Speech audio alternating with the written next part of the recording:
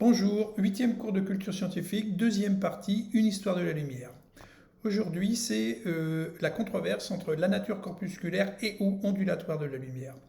Au XXe siècle, avec la physique quantique, évidemment, cette controverse est levée. La lumière, c'est de l'énergie d'abord. La physique quantique est passée par là. Autour de la nature de la lumière, donc la controverse au XVIIe, XVIIIe siècle, entre la théorie ondulatoire de Christian Huygens et la théorie corpusculaire d'Isaac Newton. Déjà, la controverse. Donc Christian Huygens nous laisse une vision de la lumière ondulatoire très moderne. Les différents points de la flamme émettent des ondes. La lumière se déplace dans un éther. On va voir Albert Einstein au XXe siècle, en 1905, se débarrasser de cette notion d'éther, assez fluide, qui permettait d'expliquer des choses qu'on n'arrivait pas à expliquer, par exemple la propagation de la lumière dans le vide. Donc la lumière se déplace dans un éther composé de particules élastiques se touchant les unes les autres, hypothèse oubliée au XXe siècle. L'impact d'une particule B sur une particule A se transmet à toutes les particules C. Chaque particule est à l'origine d'une onde propre, ce qu'on appelle le front d'onde. Chaque onde particulière est imperceptible, mais leur association forme l'onde principale centrée sur A. Dans son traité de la lumière de 1691, voilà ce que pense Huygens de la propagation de la lumière. C'est une onde. Newton, au même moment, Isaac Newton, va lui nous laisser la théorie corpusculaire ou d'émission de la lumière dans son traité Optics, ouvrage publié en 1704. Donc, on voit ici une représentation de ce que nous a laissé Newton. En jaune, la lumière se propage en ligne droite, donc la lumière est de nature corpusculaire. On a une source de lumière, un écran avec un trou, et de l'autre côté, on se rend compte que la lumière vient, se propage suivant, en ligne droite, suivant ce trou.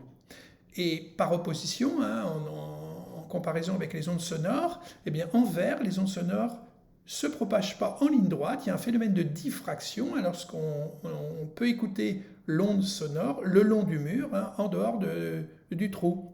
Mais ce qui est vrai pour la lumière. Donc ça veut dire que Newton, donc la lumière ne peut pas être une onde. Ah bon? Il y a aussi un phénomène de diffraction pour la lumière que nous cache Newton. Étonnant, hein? Donc un petit film sur cette idée. La controverse, bien sûr, tourne à l'avantage de Newton. Il a la légitimité, le grand Newton. Et donc, Huygens, c'était plutôt quelqu'un de discret. Donc, évidemment, c'est Newton qui l'emporte. Et jusqu'au 19e, eh bien, on va penser que la lumière est constituée de corpuscules. Bon, Newton nous laisse la décomposition et la recomposition de la lumière blanche en couleur monochromatique, la décomposition. Donc c'est incroyable, l'expérience du prisme qui décompose la lumière blanche en couleurs. Les 7 couleurs sont dues à 7 corpuscules de masse différentes, peu importe. En tous les cas, on voit bien dans l'arc-en-ciel ces 7 couleurs, rouge, orange, jaune, vert, bleu, indigo, violet. Eh bien, à l'aide d'un prisme, à l'origine du spectroscope, Newton quand même, eh bien, il va décomposer la lumière blanche en couleurs.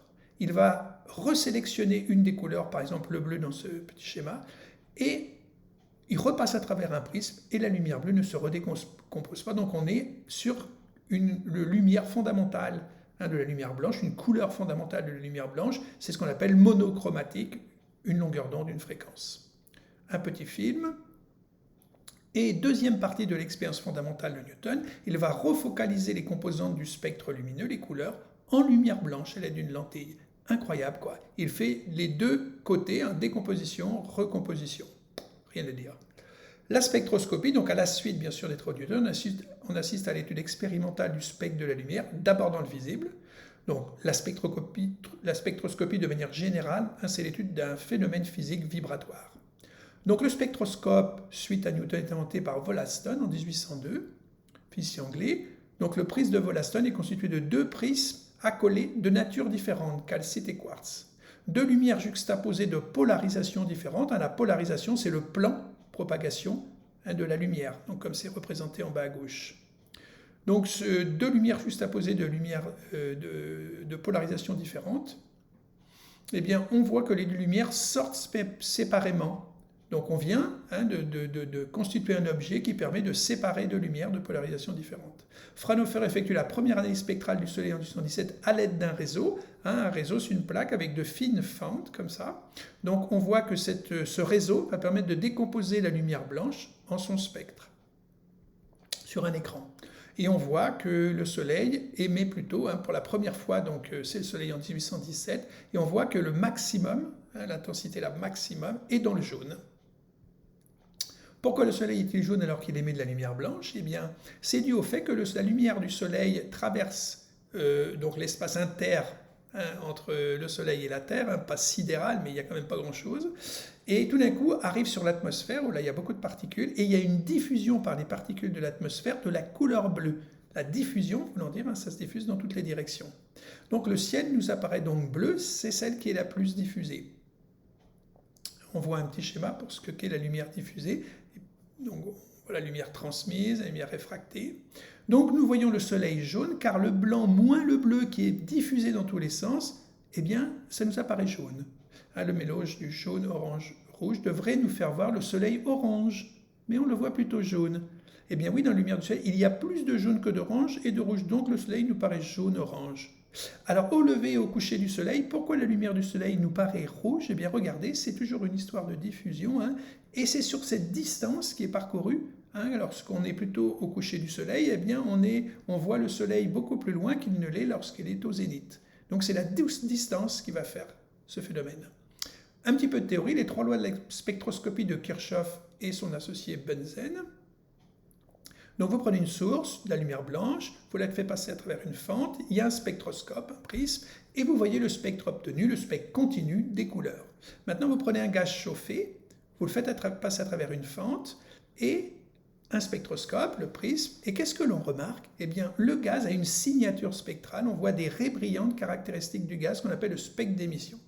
Maintenant vous prenez une lumière blanche, vous la faites passer à travers ce même gaz, mais froid, et bien à ce moment-là, on voit disparaître certaines raies spectrales qui correspondent au spectre d'émission. Donc on voit toutes les couleurs du spectre, mais en absence du spectre d'émission, entre guillemets. Il a été absorbé, donc le gaz a émis, la lumière blanche, a traversé le gaz, et le gaz a absorbé, mangé les raies spectrales qui correspondaient à son spectre d'émission. Pas, je me trompe. Donc les raies sombres en absorption caractéristique du gaz. Voilà la signature spectrale en émission et en absorption d'un gaz. Donc toujours de la lumière tout d'abord dans le visible, puis au-delà du visible, on découvre qu'il y a bien sûr d'autres rayons électromagnétiques, on dirait aujourd'hui, qui hors du visible. Donc l'infrarouge et l'ultraviolet, un petit film sur William Herschel qui va nous permettre de découvrir ça. Au 19e, on bascule dans une explication de la nature corpusculaire de la lumière à une nature ondulatoire. Les preuves que la lumière est une onde s'accumulent. On va abandonner l'idée de Newton pour venir vers l'idée de Huygens en fait. Au 19e, Malus et la polarisation de la lumière, donc les mystères de la calcite découverte par Bartholin en 1669. La calcite, c'est un minéral composé de carbonate de calcium, CaCO3, donc qu'on appelle la double réfraction, ou biréfringence de la calcite. Le texte apparaît en double. On voit dans la petite figure à gauche, la calcite va décomposer la lumière en 2 rayons. Donc le prix de l'Institut est attribué à Malus en 1808, c'est l'explication de la double réflexion. Ce manuscrit publié en 1810, théorie de la double réflexion de la lumière dans les substances cristallisées. Donc on voit l'explication arrivée par Malus. L'expérience d'interférence de Thomas Young en 1804. Donc Thomas Young, c'est un médecin anglais très très brillant, un polyglotte surdoué. À 13 ans, Thomas Young maîtriserait 13 langues. Il suit ses études de médecine à Londres, Édimbourg, Göttingen et Cambridge. Sa thèse de doctorat lui avait permis d'approfondir les lois du son et la propagation des ondes. Ses études médicales lui ouvrent les portes de la Royal Society à l'âge de 21 ans, extrêmement jeune. Thomas Young était un dilettante surdoué. Il a aussi abordé la mécanique des fluides. Il s'est permis, en dehors de son métier de médecin, d'aborder un des domaines de la physique. Incroyable. Et cette expérience d'interférence est restée extrêmement célèbre avec les franges d'interférence. Donc qu'est-ce qui se passe? Eh bien, vous prenez 2 pointes qui frappent la surface de l'eau. Vous voyez les vagues qui vont se superposer. Donc qu'est-ce qui va se passer? Eh bien, si les vagues sont en phase, le maximum est en même temps, eh bien elles vont s'ajouter. La verte est plus grande que la somme est plus grande que la bleue, c'est la somme de la bleue et de la jaune. Si maintenant elles sont en opposition de phase, ce maximum est positif, ce maximum est négatif, la somme des deux, eh bien la verte est plus petite que la bleue. Et maintenant, si elles sont en opposition de phase, une est positive, l'autre est négative, eh bien la somme des deux fait 0. On est capable d'avoir de la lumière plus de la lumière qui ne donne pas de lumière. C'est ce qu'on appelle les franges d'interférence. Donc, l'expérience des deux fentes avec des vagues, proposée par Étienne Klein dans un de ses livres. Donc, vous prenez une pointe qui va fabriquer des vagues, qui frappe l'eau. Vous prenez un écran à la surface de l'eau avec deux fentes. Ces vagues qui passent à travers les fentes vont frapper une rangée de bouées, des flotteurs.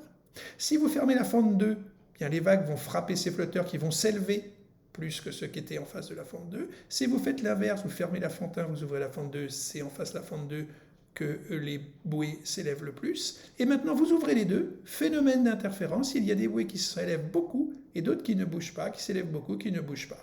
C'est ce qu'on appelle les franges d'interférence. Maintenant, si vous prenez des billes, des corpuscules, et bien à ce moment-là, vous voyez bien que si vous balancez un lanceur de billes, vous lancez des billes ou des corpuscules, et bien si vous fermez la fente 2, il y aura plus de billes dans ces petits réceptacles, des petites boîtes de détection de billes là, et bien il y aura plus de billes en face de la fente 1. Si vous faites l'inverse, vous fermez la fente 1, et bien en face de la fente 2, il y aura beaucoup plus de billes. Mais si vous ouvrez les deux fentes, bon, il y a un maximum à peu près au milieu, une répartition, mais il n'y a pas de phénomène d'interférence. Oui, les phénomènes d'interférence ne s'expliquent qu'à travers l'aspect ondulatoire de la lumière. Petit film. Maintenant, la diffraction, qui de nouveau ne s'explique qu'à travers le phénomène ondulatoire. Donc, la diffraction, on l'avait déjà vu passer, ça veut dire qu'au bord d'une fente, eh bien, la lumière diffracte. Vous pouvez voir de la lumière en dehors que lorsque vous êtes en face de la fente, en dehors. La diffraction par un bord. Une autre chose qui va départager Newton et Huygens, les conclusions opposées de Newton et de Huygens sur le phénomène de réfraction de la lumière dans deux milieux différents. Donc la lumière se propage de l'air dans l'eau, ou de l'air dans le verre. On voit par exemple à l'expérience, vitesse de la lumière dans l'air ici est inférieure à celle dans l'eau. Elle va moins vite que dans l'eau selon Newton. Maintenant Huygens, lui, c'est des conclusions opposées. Vitesse de la lumière dans l'air est supérieure à celle dans l'eau. Eh bien, l'expérience de Léon Foucault de 1850, physicien français, en faveur de la théorie ondulatoire. Oui, la vitesse de la lumière dans l'air est plus importante que dans l'eau. Ça confirme la théorie ondulatoire de Huygens. Donc cette manipulation est extrêmement sophistiquée. Donc il y a un petit film dans lequel Jamy nous explique cette magnifique expérimentation. C'est vraiment impressionnant ce qu'a fait Léon Foucault. Les dernières mesures de... Alors, à travers cette expérimentation, Léon Foucault avait fait une première expérimentation pour faire la théorie ondulatoire. Deuxième expérience, en 1962, il mesure la vitesse de la lumière de manière très précise par rapport à ce que l'on sait aujourd'hui. Cette manipulation est assez extraordinaire. Voir le petit film. Et les dernières mesures de la lumière, on nous laisse à environ 300 000 km par seconde par des moyens très sophistiqués avec des lasers, etc. On voit ici le domaine des ondes, avec la longueur d'onde ici très petite et ici très grande, avec nos appareils de radio. Voilà. La mise en équation des phénomènes électromagnétiques en 1873 par James Clerk Maxwell, ce qu'on appelle les équations de Maxwell, qui sont arrivées un petit peu après Maxwell, et comme conséquence la prédiction de l'existence des ondes électromagnétiques. Et là, c'est extraordinaire. C'est le monde de nos communications. Et la lumière fait partie du domaine des ondes électromagnétiques. Donc on voit la lumière ici, le visible, qui se range dans le domaine des ondes électromagnétiques. D'accord ? Alors, cette représentation nous représente le champ électrique et le champ magnétique qui se propagent avec une longueur d'onde, fréquence, qui est associée.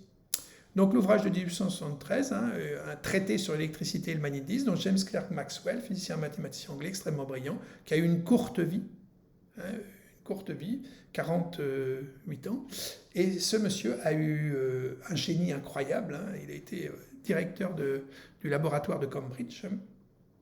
Et ce monsieur va nous laisser, donc, pas ces équations qui ne sont pas de lui, mais de ses collègues, mais cette idée, pas la formalisation de sous cet aspect-là, mais ces quatre équations. Voilà un petit film. Donc voilà un peu ce qu'il nous a laissé à travers cette notion de champ qu'avait prédit Faraday. Ces lignes de champ, eh bien on voit, lorsqu'il y a une source électrique, il y a émission, il y a quelque chose qui va exister dans l'air. Un champ, c'est la modification d'une propriété de l'espace. Et on voit le champ électrique et le champ magnétique avec ces équations. Donc il n'y a pas d'origine, on dit. Il n'y a pas une source à l'origine de la divergence de B est nulle. Il n'y a pas de source à l'origine du magnétisme. Il y a une source à l'origine de l'électricité. Donc div de D, un gars de Pirot. Et puis il y a un rotationnel de B.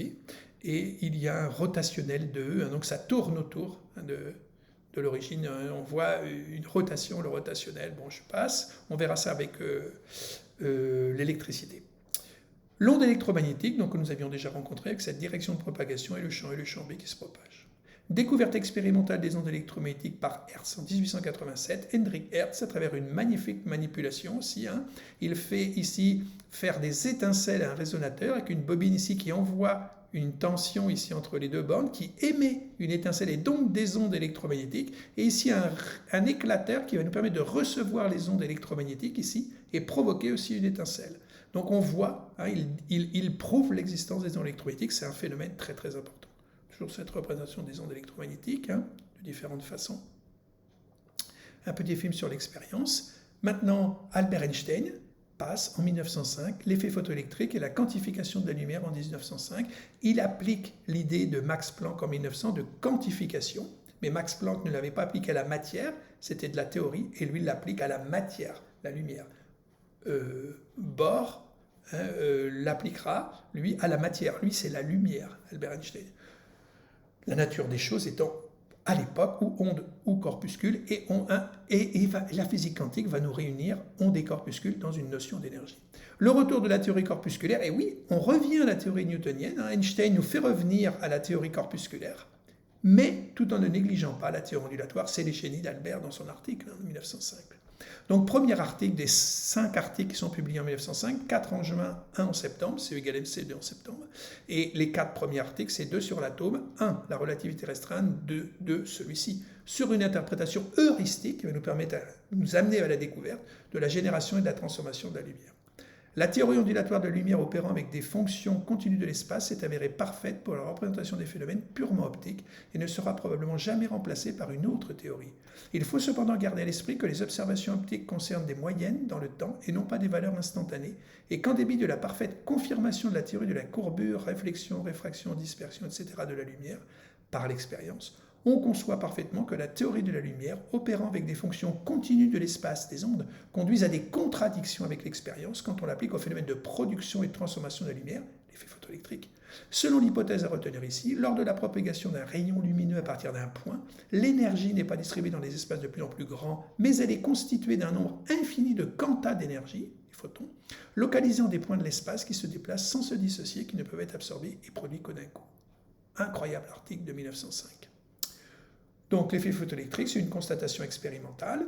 Un métal soumis à un rayonnement de fréquence nue suffisamment élevé émet des électrons. Donc on voit une lumière qui frappe un métal. Donc des photons violets, une barre de métal, les atomes, électrons arrachés.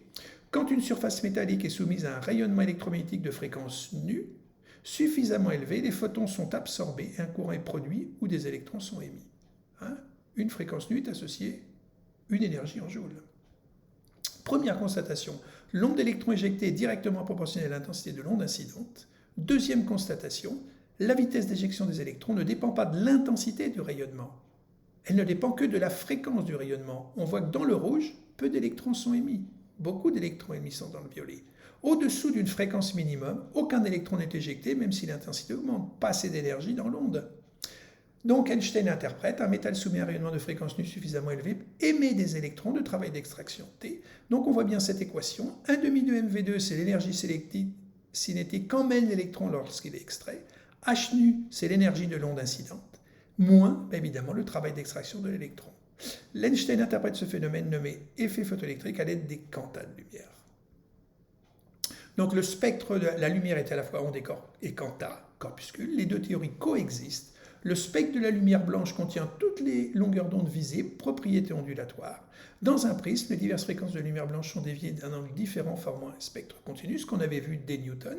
Maintenant, les raies, seules les 4 premières sont représentées correspondent au quanta de lumière émis par l'atome lorsque celui-ci passe d'un niveau excité à un niveau d'énergie inférieur. Émission, le spectre d'émission de l'atome d'hydrogène, là en l'occurrence, est une série de raies colorées sur un fond noir, propriété corpusculaire. Et les deux coexistent.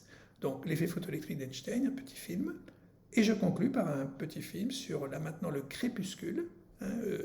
Donc la lumière, le soleil nous montre cette magnifique image du crépuscule. Je vous remercie. Au revoir.